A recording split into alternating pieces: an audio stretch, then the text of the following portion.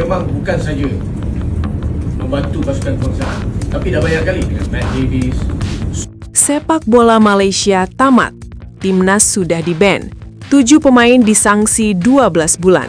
Sekarang Liga Malaysia terancam dibubarkan FIFA dan AFC. Bos GDT marah besar, memang ada negara yang iri lihat bola sepak Malaysia berjaya.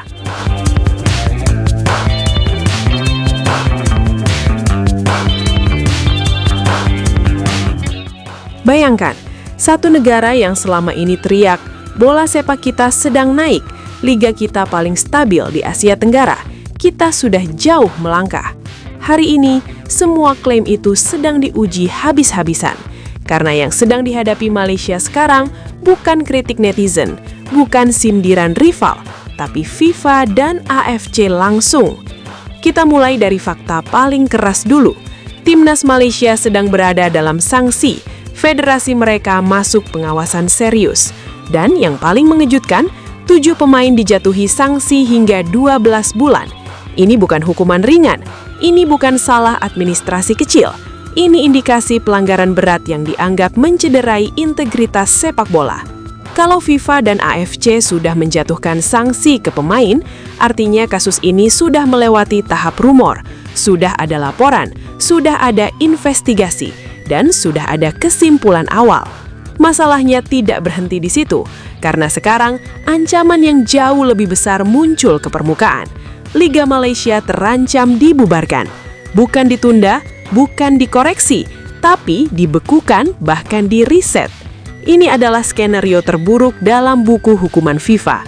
Kalau sebuah federasi dianggap gagal total menjaga kompetisi, maka liga bisa dihentikan, klub bisa kehilangan lisensi, dan seluruh sistem bisa runtuh dalam satu keputusan.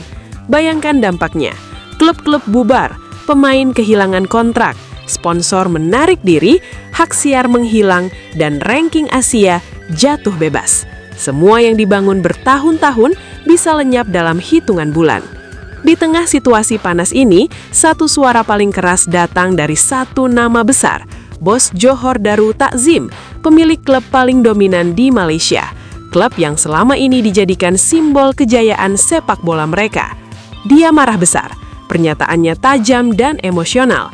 Memang ada negara yang iri melihat bola sepak Malaysia berjaya. Kalimat ini langsung viral, langsung membelah opini publik. Tapi pertanyaannya sederhana, benarkah ini hanya soal iri atau memang ada masalah serius di dalam sistem? Karena satu hal perlu dipahami, FIFA dan AFC itu dingin. Mereka tidak bergerak karena sentimen, tidak peduli drama, tidak tertarik perang narasi. Yang mereka lihat cuma 3 hal, dokumen, regulasi, dan bukti. Kalau tidak ada asap, tidak akan ada api sebesar ini. Banyak pengamat mulai bicara jujur, dominasi GDT memang nyata, prestasi mereka memang di atas klub lain. Tapi liga yang sehat bukan cuma soal siapa juara. Liga yang sehat itu kompetisinya adil, sistemnya transparan, dan pengelolaannya rapi. Ketika satu klub terlalu dominan, sementara struktur lain rapuh, yang disorot bukan klubnya, tapi federasinya. Sekarang kita bandingkan secara jujur. Malaysia hari ini marah, Indonesia dulu pernah hancur. Tahun 2015, Indonesia di-ban FIFA, liga mati, timnas hilang, pemain nganggur, karir banyak yang berhenti sebelum waktunya. Dan dari pengalaman pahit itu, Indonesia belajar satu hal penting. FIFA tidak pernah peduli siapa yang merasa benar. Yang mereka pedulikan hanya aturan. Indonesia hari ini ranking belum elit, infrastruktur masih berproses, tapi federasi sangat hati-hati. Semua kebijakan selalu dicek satu hal, ini aman nggak di mata FIFA? Karena kita tahu, satu kesalahan kecil bisa dibayar bertahun-tahun. Malaysia justru kebalikannya, secara kasat mata terlihat rapi, liga jalan, klub dominan, prestasi diklaim meningkat, tapi justru di situ alarmnya. Karena FIFA tidak melihat highlight pertandingan, mereka melihat laporan keuangan, lisensi klub, struktur kompetisi, dan integritas sistem. Dan ketika sanksi sudah dijatuhkan ke pemain, itu berarti pelanggaran dianggap nyata. Narasi "kami iri" di level ini justru berbahaya, karena di meja FIFA tidak ada kolom bernama perasaan dizolimi, yang ada cuma pasal, ayat, dan hukuman. Kalau memang tidak bersalah, semua bisa dibuka secara transparan. Tapi kalau ada yang ditutup-tutupi, hukuman biasanya tidak ringan.